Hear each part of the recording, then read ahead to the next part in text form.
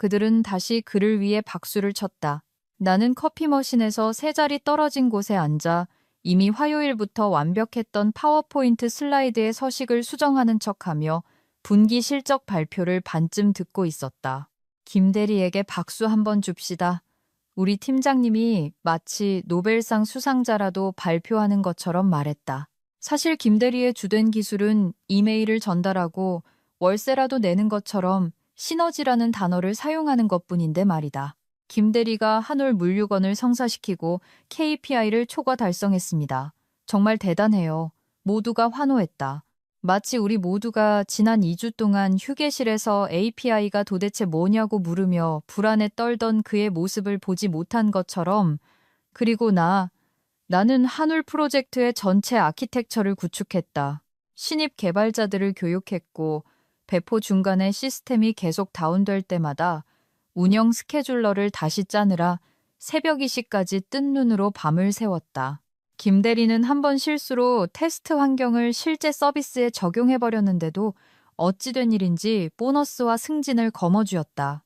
나는 1만 원짜리 스타벅스 기프트 카드와 다음 사이클에 다시 논의해보죠 라는 박 팀장님의 말을 들었을 뿐이다. 박 팀장님, 그는 자기가 다니지도 않은 대학 이름이 박힌 맨투맨을 입고 모든 여직원을 챔프라고 부르는 사람이었다. 그는 실적 발표가 끝나고 내게 말했다. 이 대리는 정말 바위 같아. 모두가 자네한테 의지하잖아. 승진이 늦어지고 있다는 건 알지만 예산 제약이 있어서 말이야. 이해하지? 나는 미소 지었다. 갑옷처럼 두르는 그런 미소. 움찔하는 순간 그들은 더 많은 짐을 등에 지우고는 그걸 신뢰라고 부를 테니까. 지난 2년 동안 예산 제약이 판타지, 풋볼이나 어떤 암호화폐가 대박을 터뜨릴지에 대해 근무 시간의 절반을 떠드는 남자들에게는 적용되지 않고 오직 나에게만 적용되는 것은 이번이 세 번째였다. 그날 밤 나는 마치 관뚜껑을 닫듯 회사 노트북을 닫고 진짜 내 노트북을 열었다. 나의 기계, 나의 세계, 불평할 생각은 없었다. 분노의 트윗을 날릴 생각도 없었다. 나는 만들 생각이었다. 내 깃허브 저장소가 반쯤 장전된 무기처럼 기다리고 있었다. 지난 6개월 동안 조용히 코딩해온 AI 워크플로우 도구가 화면을 밝혔다. 모듈식이고 깔끔하고 우아하며 추적 불가능했다. 모든 코드는 내 개인 장비로 근무 시간 외에 동네 카페나 누런 부엌 등 알에서 남은 짜장면을 데우며 작성되었다. 박 팀장님의 허락 따위는 내 가치를 증명하는 데 필요 없었다. 그리고 혹시라도 인사과의 가스라이팅을 당해봤거나 자기 일자리를 지키기 위해 다른 사람의 승진에 억지로 박수를 쳐본 적이 있다면 구독 버튼을 누르고 좋아요를 눌러달라. 이 이야기가 계속되게 하고 솔직히 말해 이런 고백들을 세상에 알리는 팀에게 도움이 된다. 다시 본론으로 돌아가서 나는 AI 기반 작업 오케스트레이션 엔진의 프로토타입을 묵혀두고 있었다. 박 팀장님이 내놓는 변명보다도 적은 인계 오류로 실시간으로 작업을 추적, 할당, 재지정할 수 있는 엔진이었다. 세 번째 팀 개편 이후 부업으로 시작한 것이었다. 그러다 진지해졌다. 한 번은 작은 헬스케어 기술 스타트업의 시험 삼아 콜드 피칭을 해봤다. 그들은 아이디어를 좋아했지만 MVP는 거절했다. 시장에 나올 준비가 되지 않았다고 했다. 괜찮았다. 그 덕에 더 큰 불이 붙었다. 건너뛴 모든 연봉 인상은 새로운 모듈이 되었다. 박 팀장님이 자넨 정말 믿음직스러워라고 말할 때마다 그건 칭찬이 아니라 족쇄 같았다. 나는 스케줄러 로직을 개선했다. 새벽 5시에 일어나 출근 전에 지연 시간 임계값을 테스트했다. 주말에는 부하 테스트를 돌렸다. 나는 쓰라리지 않았다. 나는 바빴다. 그들이 내가 죽을 때까지 붙들고 있을 거라 생각했던 규칙을 새로 쓰는데 바빴다. 그리고 3월이 왔다. 그 헬스케어 스타트업에서 다시 연락이 왔다. 파일럿을 시도할 준비가 되었다고 했다. 운영팀의 내부 승인이 필요하지만 테스트를 통과하면 계약할 것이라고 했다. 내 위장이 천천히 의심스럽게 뒤집혔다. 나는 차고와 꿈만 가진 눈먼 창업가가 아니었기 때문이다. 나는 여전히 내가 근무 시간 때로는 그 이후에 쉬는 숨 하나하나까지 소유권을 주장하기 좋아하는 회사의 월급을 받고 있었다. 그래서 나는 내 근로계약서를 꺼내 들었다. 3페이지, 7.3조. 직원은 회사에서 지급하는 시간 외에 회사 자원을 사용하지 않고 독립적으로 개발한 지적재산에 대한 모든 권리를 보유한다. 감옥에서 비밀 통로를 발견한 것 같았다.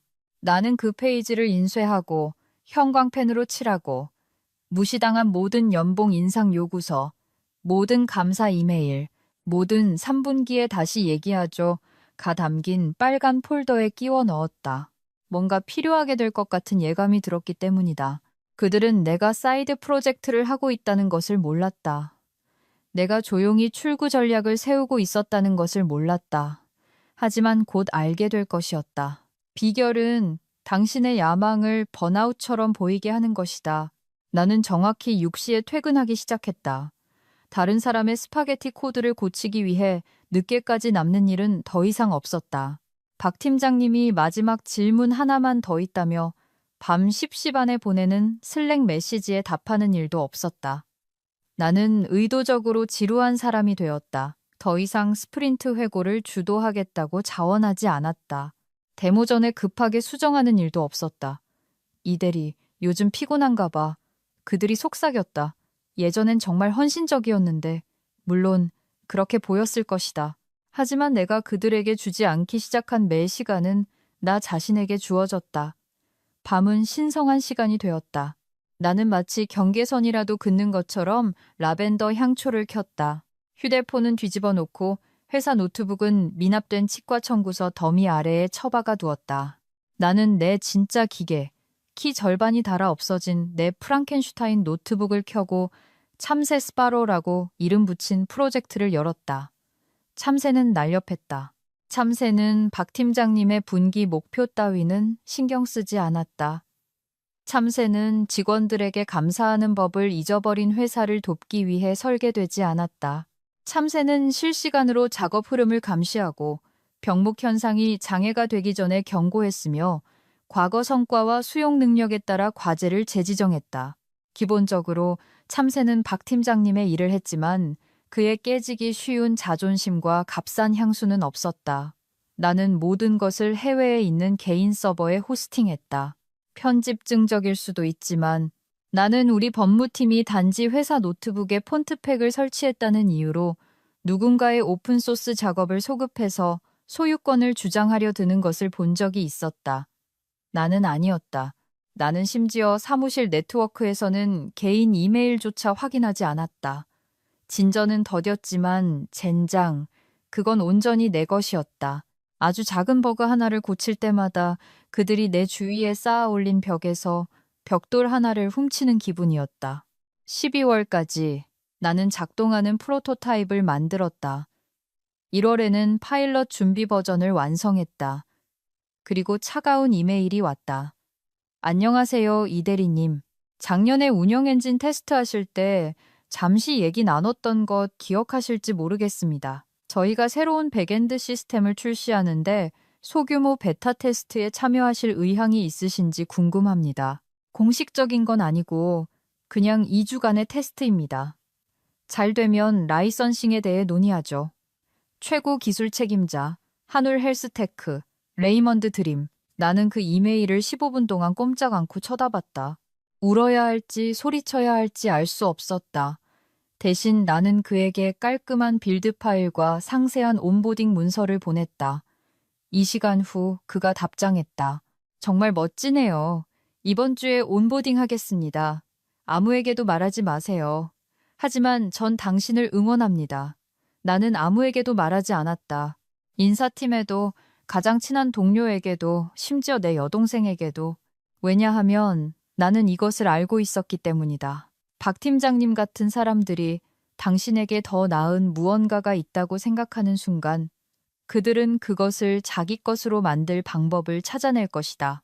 내 계약서는 싸구려 호텔 수건 같았다. 구멍투성이에 과하게 표백되었지만 나는 중요한 한 조항을 알고 있었다. 7.3조. 나는 그때까지 그 조항을 100번은 읽었지만 그날 밤 다시 읽었다. 직원은 회사에서 지급하는 시간 외에 회사 자원을 사용하지 않고 독립적으로 개발한 지적 재산에 대한 모든 권리를 보유한다. 읽을 때마다 그 내용은 더 달콤해졌다.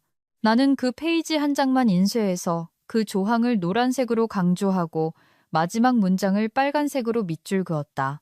그리고 내 조용한 작은 전쟁 자금이 담긴 폴더에 끼워 넣었다. 그 폴더는 이제 뚱뚱해져 있었다. 박 팀장님이 공로는 나에게 돌리면서 칭찬은 김대리에게 했던 슬랙 메시지 스크린샷. 인사팀이 당신의 충성심에 보답하고 싶지만 아직은 아닙니다 같은 문구를 사용했던 이메일들. 내가 임원들을 위해 대필해서 그들이 보너스를 받는 동안 나는 모호한 약속만 받았던 모든 파워포인트 자료들. 나는 더 이상 화나지 않았다. 나는 집중하고 있었다. 쓰라린 것과 끝내는 것 사이에는 차이가 있기 때문이다. 그리고 나는 다른 사람이 내 가치를 알아주기를 기다리는 것을 끝냈다. 김 대리가 그의 평범한 엘리베이터를 타고 중간 관리직으로 올라가게 놔두자 나에게는 참새와 그녀가 온전히 내 것이라고 말해주는 조항이 있었다. 우리는 목요일에 블랙웰 계약을 따냈다. 그건 고래였다. 서류 작업만으로 작은 나라 하나를 선물 포장할 수 있을 만큼 관료적이고 거대한 기업의 엉망진창인 일거리였다. 하지만 우리 팀은 해냈다. 나는 3개월 동안 그들의 운영 백로그를 풀고 온보딩 흐름의 절반을 처음부터 다시 만들고 애자일이 우리는 아무것도 문서화하지 않는다는 뜻이라고 생각하는 성난 클라이언트 매니저를 진정시켰다. 그리고 박 팀장님은 임원회의에서 어떻게 발표했을까? 이 승리에 기여한 모든 분들께 감사의 말씀을 전하고 싶습니다. 그가 자랑스러운 리틀 야구 코치처럼 의자에 느긋하게 기대며 말했다. 여러 부서가 협력했지만 어쨌든 우리는 해냈습니다. 이것이 바로 리더십입니다. 그러고는 줌 통화에서 부사장에게 윙크를 했다. 나는 마이크를 음소거하고 키보드를 노려봤다. 마치 키보드가 내게 사과라도 해야 할 것처럼. 실제 실행 계획을 작성하고 모든 통합 지점을 매핑하고 신입사원에게 SSO 로그인 서버를 완전히 다운시키지 않는 방법을 교육한 것은 나였다. 하지만 물론 모두가 기여했다. 모두라는 말은 박 팀장님이 김 대리를 의미하는 것이었고 기여했다는 것은 그가 내 이메일을 전달하고 피치덱에 붙여넣기 전에 글꼴을 바꿨다는 뜻이었다. 부사장은 미소 지었다. 인상적인 작업이네요, 박 팀장님. 이게 바로 당신 부서에서 우리가 기대했던 모습입니다. 내 심장이 신발 속으로 쿵 떨어졌다. 그리고 결정타가 날아왔다. 인사팀이 나쁜 농담처럼 내 DM으로 불쑥 나타났다. 안녕하세요, 이 대리님. 공지사항입니다. 새로운 인턴, 최인턴을 온보딩했습니다. 월요일에 자리 잡는 것 좀 도와주시겠어요? 아, 그리고 연봉은 650만 원으로 책정되었습니다. 당신을 따라다니며 배울 거니까 참고하세요. 나는 메시지를 보고 눈만 깜빡였다. 최인턴이 650만 원이라고? 이력서에 데이터베이스를 데이터베이스라고 쓴 최인턴이? 면접에서 금요일은 제 재충전의 날이라서 쉬어도 되나요? 라고 물었던 최인턴이? 최인턴은 내 연봉의 94%를 받고 있었다. 나는 여기서 7년을 일했다. 나는 답장하지 않았다. 소리치지도 않았다. 심지어 미지근한 커피를 다 마시지도 않았다. 나는 그냥 참새를 열었다. 이 시간 후 내 전화가 울렸다. 다시 레이먼드였다. 파일럿이 아름답게 작동합니다. 방금 내부 승인을 받았습니다. 저희가 공식적으로 당신의 두 번째 베타 클라이언트가 되었습니다. 다음 주에 시험 사용 후 라이선싱에 대해 논의합시다. 두 번째 클라이언트. 나는 의자에 등을 기대고 화면의 작은 깜빡이는 커서를 바라보았다. 그것은 살아있는 것 같았다. 두 개의 클라이언트, 하나의 제품, 누구의 허락도 구하지 않았다. 나는 희열을 느껴야 했다. 샴페인을 터뜨리거나 적어도 맨 아래 서랍에 숨겨둔 비상용 오레오라도 꺼내야 했다. 하지만 내가 느낀 것은 단지 압박감뿐이었다. 마치 손을 놓는 순간 터져버릴 풍선을 들고 있는 것 같았다. 왜냐하면 나는 이 일이 공개되는 순간 젠장 회사 내 누군가가 내가 만든 것을 알게 되는 순간 그들이 그것을 빼앗으러 올 것이라는 것을 알고 있었기 때문이다. 박 팀장님은 요즘 왜 이렇게 조용해? 에서 이거 우리 같이 론칭하는 거지? 로 계산서가 나왔을 때 회식 자리에서 빠져나가는 것보다 더 빨리 태도를 바꿀 것이다. 인사팀은 협력적 혁신을 언급하는 2015년의 낡은 조항을 꺼내들 것이다. 법무팀은 내가 한번 소파에서 줌 통화를 했다는 이유로 내 집 와이파이가 회사 소유라고 우길 것이다. 나는 아직 전쟁 준비가 되지 않았다. 아직은 아니지만 거의 다 되었다. 나는 그날 밤 목록을 만들었다. 비전 보드도 꾸밀기도 아닌 그냥 목록, 참새, 백업 검토, 모든 공개 데모에서 메타데이터 삭제, 제3자 타임스탬프 로깅 설정, 고용 변호사와 계약 조항 확인, 비공개 상담, 성명서 초안 작성 공개하되 모호하게. 왜냐하면 그날이 오고 있었기 때문이다. 어쩌면 내일은 아닐지도 모른다. 다음 주도 아닐지 모른다. 하지만 결국 그 건물 안에 누군가는 내가 더 이상 조용한 일꾼이 아니라는 것을 알아차릴 것이다. 나는 그들의 발밑에 있는 조용한 도화선이었고 그들은 여전히 성냥을 들고 있었다. 나는 떨리는 손으로 게시했다. 론칭 파티도 기술 블로그 심층 분석도 아니었다. 사람들의 컨퍼런스 명찰 사진과 채용 중 게시물 사이에 깔끔하게 들어맞는 단 한 줄의 가벼운 문장이었다. 우리 제품을 공식적으로 출시하게 되어 기쁩니다. 초기에 비전을 믿어주신 분들께 감사드립니다. 그게 전부였다. 태그라인도 해시태그도 박 팀장님이나 회사 혹은 내가 우아함과 무급 초과 근무로 그들의 혼돈을 덕지덕지 수습하며 보낸 세월에 대한 언급도 없었다. 그냥 조용한 발표, 속삭임이었다. 나는 노트북을 닫고 샌드위치를 만들러 갔다. 아마 5명 정도가 좋아요를 누를 거라고 생각했다. 3명은 예의상, 2명은 개구조에 관한 이야기인 줄 알고 하지만 내가 칼을 씻고 나니 댓글이 47개나 달려 있었다. 잠깐, 이거 당신이 만든 거예요? 베타 발표 때부터 지켜보고 있었어요. 축하합니다. 지난 분기에 우리 팀에 이거 보여줬는데 놀라운 실행력이네요. 운영 도구의 기준을 한 단계 높였네요. 파트너십에 대해 얘기해 볼 수 있을까요? 그러고 나서 DM이 왔다. 기자 3명.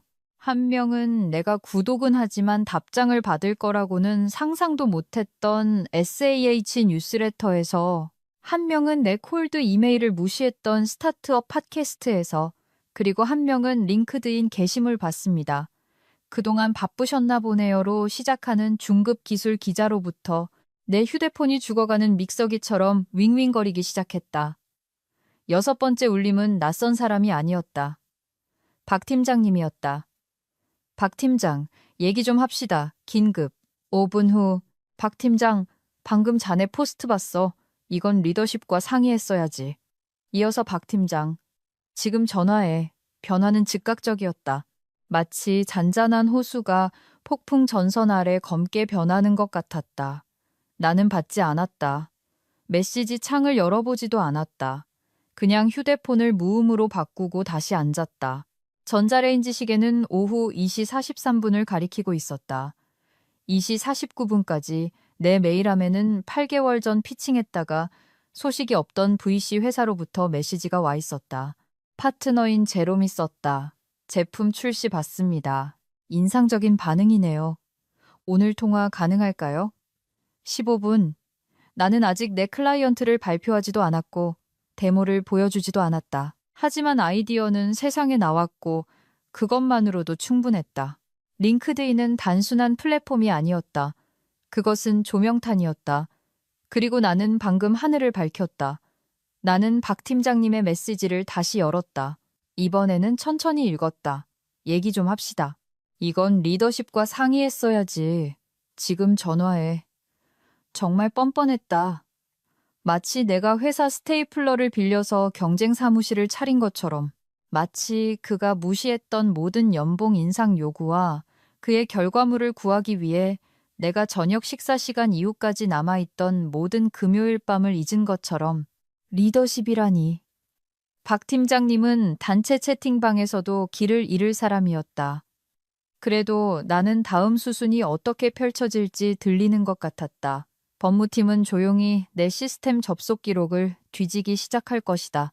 인사팀은 웰니스 체크를 가장한 간단한 회의를 잡을 것이다. 유리 사무실에 앉아있는 비싼 컨설턴트.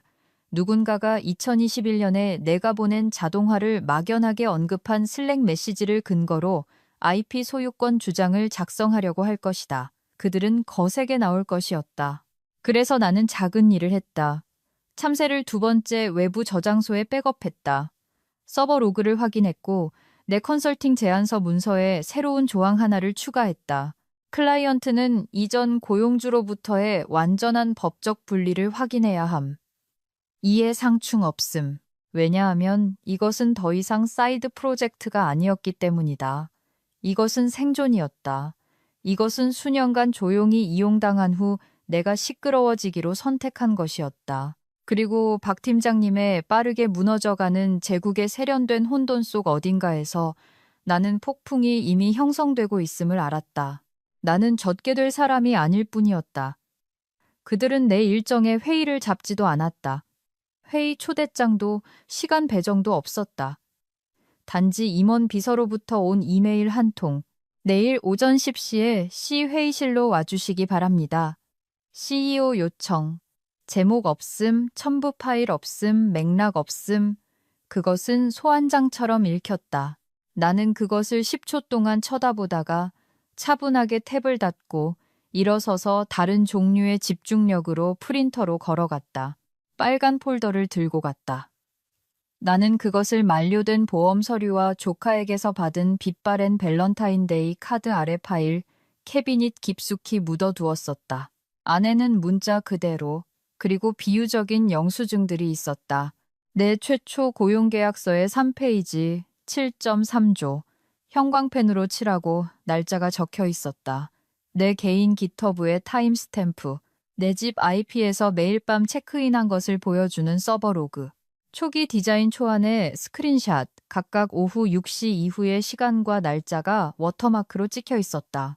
그리고 양념으로 6개월 전 박 팀장님이 나에게 말도 없이 클라이언트용 덱에서 내 이름을 뺀 조직도. 이것은 준비가 아니었다. 이것은 갑옷이었다.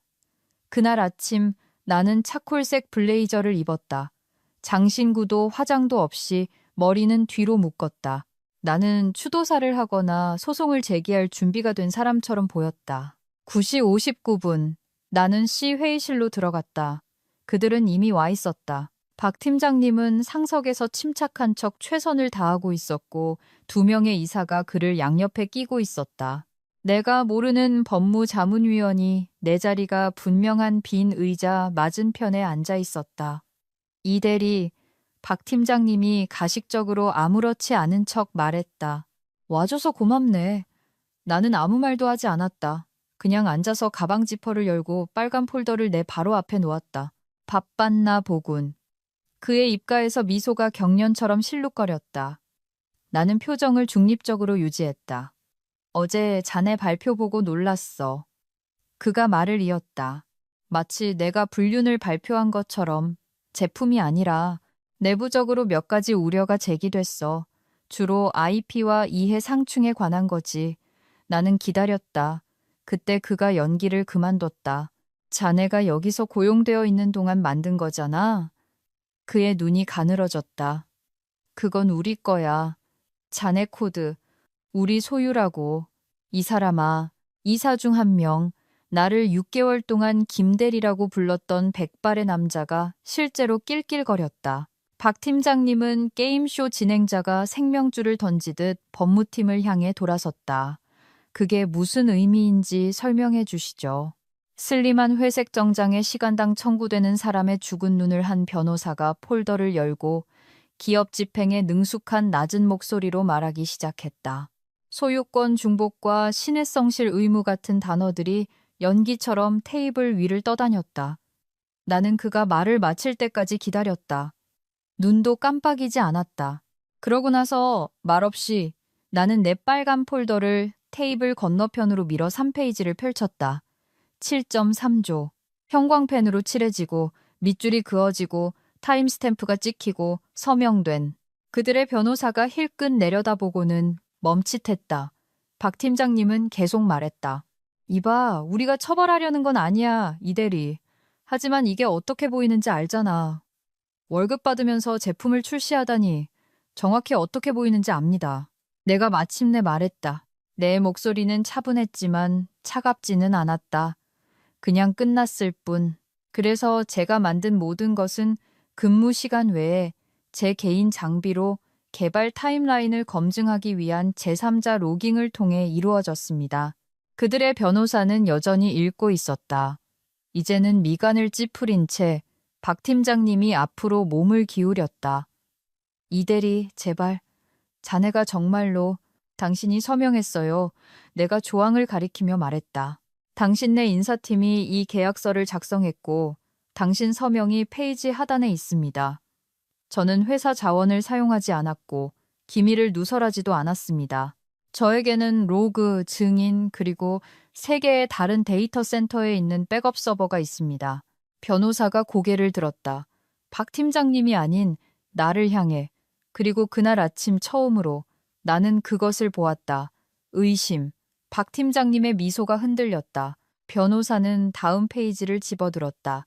방안은 조용해졌다. 그리고 그 침묵 속에서 나는 깨달았다. 나는 단지 내 제품을 방어하는 것이 아니었다. 나는 내 자유를 방어하고 있었고 이기고 있었다. 변호사는 마치 내게 미란다 원칙을 고지하려는 듯 목을 가다듬었다. 그는 법률 노트를 꺼내 손가락에 침을 묻히고는 우리가 아직 물 씻는 소리가 윙윙거리는 무균 회의실이 아니라 법정에 있는 것처럼 페이지를 넘기기 시작했다. 우리는 이런 문제를 심각하게 받아들입니다. 그가 넥타이를 고쳐 매며 말했다. 직원이 현직 고용 계약 하에 제품, 어떤 제품이든 개발할 경우 소유권에 대한 추정이 존재합니다. 특히 중복이 발생할 수 있는 산업에서는 더욱 그렇습니다. 그는 내가 무너질 것을 기대하는 듯 고개를 들었다. 나는 그러지 않았다. 그는 계속했다. 우리 급여를 받는 동안에는 회사의 최선의 이익을 위해 행동해야 할 도덕적 의무, 신의 성실의 의무가 있습니다. 프로젝트가 별개라고 믿더라도 경쟁이나 이해 상충의 인식만으로도 법적 조치를 촉발하기에 충분할 수 있습니다. 그의 목소리는 권위로 버터를 바른 듯 자신감 있고 능숙했다. 나는 그가 이전에도 이런 일을 해봤다는 것을 알 수 있었다. 누군가를 침묵으로, 항복으로 못오는 것. 박 팀장님은 의사봉이라도 되는 듯 펜을 두드리며 흡족한 미소를 짓고 앉아 있었다. 한 이사는 내 얼굴에서 균열을 찾고 있었고 다른 한 명은 이 모든 것이 단지 형식적인 절차인 양 휴대폰을 스크롤하고 있었다. 그렇지 않았다. 나는 변호사가 그의 독백을 마치도록 내버려 두었다. 그가 내게 적용된다고 주장하는 모든 전문 용어, 모든 가상 조항들. 그러고 나서 나는 내 빨간 폴더에서 다시 손을 뻗었다. 서류 뭉치도 지저분한 변론 바인더도 아닌 단 한 장짜리 참새의 출시 발표를 게시했던 밤. 바로 오늘 같은 날이 올 것을 알고 인쇄해둔 것. 나는 그것을 테이블 건너편으로 밀며 말했다. 이것이 제 최초 근로계약서입니다. 3단락 7.3조. 자세히 읽어보시기 바랍니다. 변호사는 충성의 의무에 관한 다음 단락으로 넘어가기 전에 거의 힐끗 쳐다보지도 않았다. 읽어보세요. 내가 다시 말했다. 차분하게 미소도 분노도 없이 단지 확신에 차서 그는 눈을 깜빡이더니 마침내 쳐다보았다. 그의 눈이 상단을 훑고 중간쯤 내려가다가 멈췄다. 입가에 작은 경련이 일었다. 그는 몸을 기울여 그 줄을 다시 읽었다. 이번에는 더 천천히. 나는 이미 어떤 부분이 그를 얼어붙게 했는지 알고 있었다. 고용주가 지급하는 시간 외에 회사 자원을 사용하지 않고 개발된 독립적인 프로젝트는 직원의 단독 지적 재산으로 남는다. 그의 자세가 미묘하게 바뀌었다. 그는 그 줄을 다시 읽었다. 박 팀장님이 앞으로 몸을 기울였다. 뭐야? 뭐라고 쓰여 있는데? 변호사는 대답하지 않았다. 내가 했다. 당신들이 절대 내가 읽을 거라고 생각하지 않았던 한 가지가 쓰여 있다고 했죠. 나는 손을 깍지 끼며 말했다. 당신들은 내가 분리해서 지키는 한 만들 자유를 줬어요. 그리고 나는 그렇게 했죠. 코드 한 줄 한 줄, 근무 시간 외에 네트워크 밖에서 내 노트북, 내 계정, 내 클라이언트들. 박 팀장님은 종이를 낚아채 훑어보더니 법무팀을 향해 어떻게 좀 해봐라는 듯 쳐다봤다. 하지만 변호사는 조용해져 있었다. 그는 페이지를 넘겨 서명을 확인했다. 7년 전 그의 서명. 내 고용 기록에 여전히 찍혀 있는 동일한 서명. 승진이 미뤄지고 연봉이 재할당되는 동안 내가 매년 관성적으로 갱신해온 동일한 계약서, 그 조항.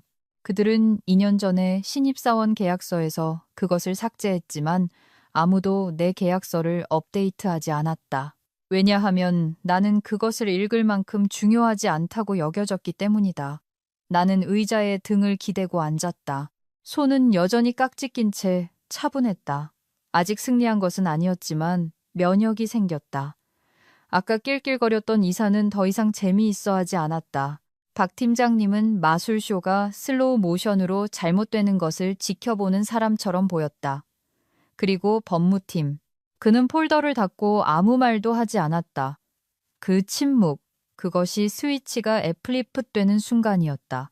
더 이상 당신들이 통제하는 것이 아니었다. 내가 통제했다. 변호사의 목소리는 신호를 잃은 라디오처럼 갈라졌다. 그는 한 번, 그리고 다시 한 번 헛기침을 했다. 눈은 인쇄된 조항과 점점 더 당황하는 박 팀장님의 얼굴 사이를 오갔다. 나는 권력의 이동이 실시간으로 일어나는 것을 지켜보았다. 그 순간까지 나는 그들의 눈에 또 다른 직원, 중간 톱니바퀴, 괜찮은 학점과 팀 플레이어 태도를 가진 충성스러운 노새에 불과했다. 하지만 이제 나는 영수증을 든 부채였다. 변호사가 옆으로 몸을 기울여 박 팀장님의 귀에 날카로운 무언가를 속삭였다. 가짜 기침 뒤에 숨겨진 빠르고 짧은 말들. 박 팀장님의 얼굴이 얼룩덜룩해졌다. 분노가 칼라에서부터 기어 올라오는 것처럼 붉은 반점들이 퍼져나갔다. 뭐? 그가 너무 크게 씩씩거렸다. 자네 말은 그녀가? 그는 말을 끝내지 못했다. 나는 조용히 있었다. 그들이 허우적거리게 내버려 두었다. 박 팀장님은 마치 물릴 것처럼 테이블에서 종이를 낚아챘다. 그는 눈을 가늘게 뜨고 그것을 훑어보았다. 그러고 나서 변호사를 향해 돌렸다. 이건 표준 계약서가 아니잖아. 그가 소리쳤다. 이게 왜 아직 유효한 거야? 그건 레거시 계약서 중 하나인 것 같습니다. 변호사가 더듬거렸다. 업데이트 전에. 박 팀장님은 마치 옛날 서부 영화의 보안관처럼 나를 향해 다 돌아섰다. 이거 알고 있었나? 나는 그의 눈을 마주했다. 물론이죠. 그는 눈을 깜빡였다. 완전히 허를 찔린 것이다. 이거 당신 서명 맞죠? 내가 손가락 하나로 페이지 하단을 두드리며 물었다. 박 팀장님은 변호사를 쳐다봤다. 변호사는 시선을 피했다. 다시 침묵. 앉아있기 고통스러운 그런 종류의 박 팀장님 뒤에서 이사들은 더 이상 몰두한 척하지 않았다. 한 명은 시계를 확인하고 있었고 다른 한 명은 팔짱을 끼고 입을 굳게 다문 채 등을 기대고 있었다. 왜냐하면 이제 그들은 이것이 단지 인사 문제가 아니라는 것을 이해했기 때문이다. 이것은 법적 지뢰밭이었다. 그들이 나를 밀어붙이면 나는 곧장 언론으로 투자자들에게로 갈 것이다. 젠장. 어쩌면 법정으로 갈지도 모른다. 그리고 그들은 참새를 잃는 것뿐만 아니라 신뢰를 잃을 것이다. 박 팀장님은 숨을 죽이고 무언가 중얼거리며 종이를 테이블에 내동댕이 쳤다. 공개했어야지. 그가 약하게 말했다. 나는 내 계약서의 모든 조항을 따랐어요. 내가 차분하게 대답했다. 나는 심지어 약간 미소 지었죠. 당신들은 단지 내가 그러지 않을 거라고 가정했을 뿐이에요. 변호사가 마침내 말했다. 법적으로 그녀는 확고한 입장에 있습니다. 이 로그와 타임스탬프가 유효하다면 그리고 제가 본 바로는 그럴 가능성이 높습니다. 소유권에 대한 강제적인 주장은 없습니다. 박 팀장님은 마치 누군가 그의 척추를 뽑아낸 것처럼 보였다. 그때 나는 천천히 의자에 등을 기대고 한쪽 다리를 다른 쪽 다리 위로 꼬았다. 미묘하게 7년 동안 과소평가 받은 후에야 얻을 수 있는 그런 종류의 자세. 제 기터브로그 사본이 필요하신가요? 내가 물었다. 제3자 검증과 시간 동기화되어 있습니다. 변호사는 대답하지 않았다. 그는 그냥 조용히 앉아 그들이 가졌다고 생각했던 전략을 다시 계산하고 있을 뿐이었다. 왜냐하면 여기 그 테이블에 앉은 누구도 소리내어 말하고 싶지 않은 진실이 있었기 때문이다. 그들은 졌다. 시끄럽게 문을 쾅 닫거나 바이럴 트윗으로 진 것이 아니었다. 조용하고 효율적으로 그리고 완전히 단 하나의 조항, 그들이 절대 되돌아와 자신들을 물 것이라고 생각하지 않았던 낡은 실수 하나로. 그리고 나는 목소리를 높일 필요가 없었다. 나는 단지 올바른 페이지를 들어 올리기만 하면 되었다. 회의 내내 한마디도 하지 않았던 유일한 사람이 일어섰다. 최 회장, 수석 투자자, 대주주, 침묵을 갑옷처럼 입고 천장을 부술 만한 무게가 있을 때만 말하는 그런 종류의 남자. 나는 7년 동안 그를 2번 정도 본 적이 있었다. 한 번은 전사회의 때 미리 녹화된 환영 영상에서, 또 한 번은 엘리베이터에서 그가 나를 가구의 일부처럼 쳐다봤을 때. 이제 그는 테이블 맨 끝 의자에서 천천히 일어섰다. 손을 주머니에 넣고 박 팀장님 앞에 페이지에 시선을 고정한 채. 그러고 나서 누구를 특정하지 않고 말했다. 그녀가 자네를 궁지에 몰았군. 그의 목소리는 크지 않았다. 그럴 필요도 없었다. 그 문장은 신경 다발이 든 양동이에 콘크리트 블록처럼 떨어졌다. 박 팀장님은 움찔했다. 법무팀은 뒤로 물러섰다. 이사들은 얼어붙었다. 나는 조용히 있었네. 최 회장이 마침내 박 팀장님을 향해 돌아서며 말했다. 이 리더십 팀이 압박을 어떻게 처리하는지 보고 싶었기 때문이지. 위기, 충성심. 그는 마치 내가 황금 거위를 망치지 않는 방법에 대한 강의 중 가리키는 화이트보드라도 되는 양 손바닥을 벌려 나를 가리켰다. 이게 인재를 대하는 방식인가? 그가 물었다. 차분하고 날카롭고 수사적인 군더더기 없이 그들을 앉혀놓고 이사회 앞에서 망신을 주고 마치 도둑인 양 법무팀을 부르고 무엇을 위해서 그들이 자네가 절대 허락하지 않았을 것보다 더 나은 것을 만들었기 때문에. 박 팀장님은 항의하려 입을 열었지만 최 회장은 기다려주지 않았다. 그녀는 계약을 따랐네. 자네가 서명했지. 그녀는 일을 했고 자네는 그녀를 공허한 칭찬 아래 묻어버렸어. 그녀의 경력을 정체시켰지. 그리고 이제 자네는 그녀의 출구 전략을 빚졌다고 생각하는군. 방은 고요했다. 머리 위에서 HVAC가 켜졌고 그것이 유일한 소리였다. 그러고 나서 그는 나를 향해 돌아섰다. 이대리. 나는 몸을 곧게 폈지만 말은 하지 않았다. 우린 끝났네. 3단어. 하지만 그것들은 마치 떨어뜨린 와인잔처럼 전체 구조를 깨뜨렸다. 박 팀장님의 턱이 실룩거렸다. 최 회장님, 모든 존경을 담아. 아니, 최 회장이 말했다. 자네는 그녀의 시간을 7년이나 가졌어. 단 1분도 더 가질 수 없네. 그는 의자를 뒤로 밀고 내게 작게 고개를 끄덕였다. 극적인 것은 아무것도 없었다. 단지 단순하고 확고한 인정. 그리고 걸어나갔다. 이사들이 그 뒤를 따랐다. 한 명씩 한 명씩 한마디도 없이 뒤돌아보지도 않고 박 팀장님은 멍하니 서 있었다. 한 손은 여전히 폴더 위에 얹은 채 마치 그것이 저절로 다시 쓰이기라도 할 것처럼. 나는 내 물건들을 챙겼다. 서두르지 않고 단지 더 이상 남의 말을 듣지 않게 된 사람의 체계적이고 조용한 움직임으로 나는 일어서서 가방 지퍼를 잠갔다. 박 팀장님은 여전히 움직이지 않았다. 가장 슬픈 부분이 뭔지 아세요? 내가 부드럽게 말했다. 그가 대답할 필요는 없었다. 몇 년 전에 당신은 그것의 일부를 가질 수도 있었어요. 당신이 해야 할 일은 단지 나를 중요한 사람처럼 대해주는 것뿐이었어요. 그러고 나서 나는 돌아서서 문으로 걸어갔다. 내 손이 손잡이에 닿았을 때 휴대폰이 울렸다. 나는 화면을 확인했다. VC 3호. 제목, 간단한 대화. 론칭 받습니다. 시드 라운드에 대해 논의하고 싶습니다. 나는 미소 지었다. 진짜 미소. 왜냐하면 나는 그 회의실에서 무사히 걸어 나온 것만이 아니었기 때문이다. 나는 자유롭게 걸어 나왔다. 유리문이 내 뒤에서 찰칵 소리를 내며 닫혔다. 그리고 몇 년 만에 처음으로 나는 회의에서 나오는 기분이 아니었다. 나는 목줄에서 풀려나는 기분이었다. 아무도 따라오지 않았다. 복도에 발소리가 울려 퍼지지도 않았고, 잠깐만요, 이 대리님. 얘기 좀 할 수 있을까요? 라는 힘겨운 부름도 없었다. 단지 침묵뿐이었다.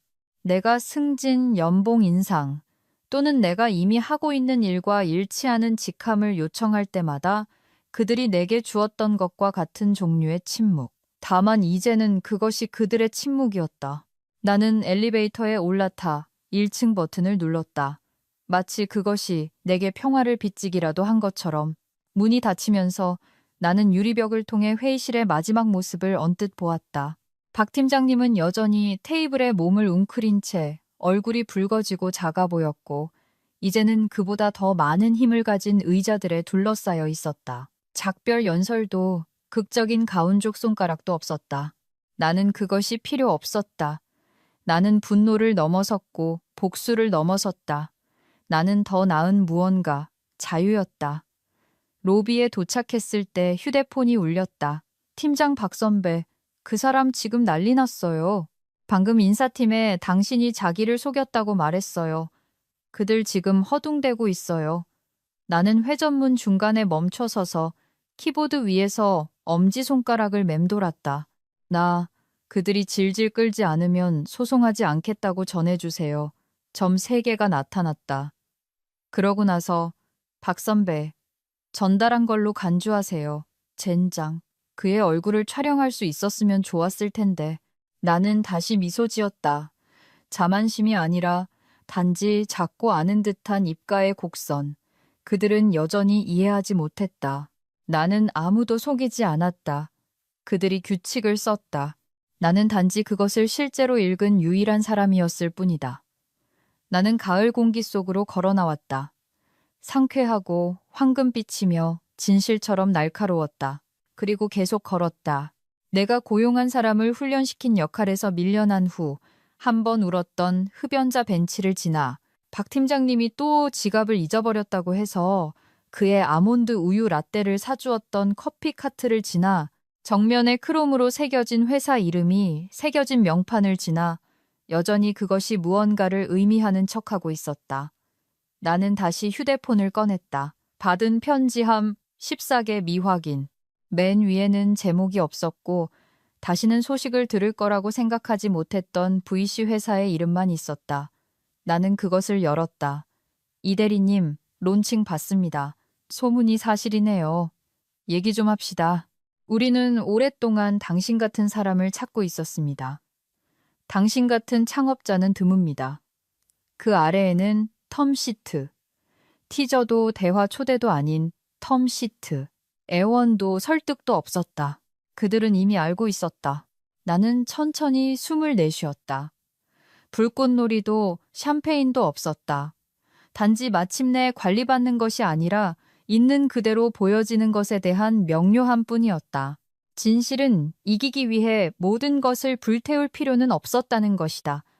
나는 단지 그것을 떠받치는 것을 멈추기만 하면 되었다. 시청해주셔서 대단히 감사합니다. 교활한 선배님들. 커피포트가 계속 끓고 복수가 계속되도록 구독해주세요. 당신의 전 동료들은 무엇에 맞았는지 모를 겁니다.